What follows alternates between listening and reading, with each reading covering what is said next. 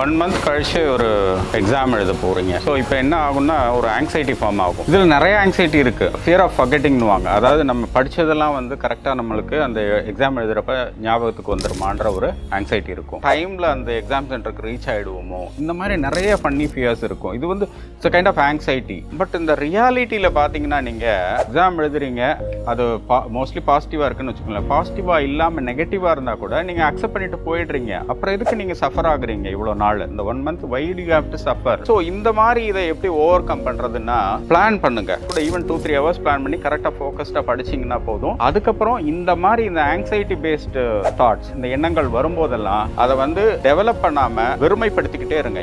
இந்த எண்ணங்கள் தான் உங்களை தடுக்குது ஆக்சுவலாக. ஸோ மோஸ்ட்லி 99% வந்து நீங்கள் வந்து இட் வில் டர்ன் பாசிட்டிவ். அப்படி இல்லைன்னா கூட நீங்கள் வந்து அது நெகட்டிவானா கூட அக்செப்ட் பண்ணிட்டு போயிடுவீங்க. ஸோ இந்த மாதிரி ஒரு ரியலைசேஷன் மூலமாக நீங்கள் இந்த ஆங்ஸைட்டியை ஓவர் கம் பண்ணலாம்.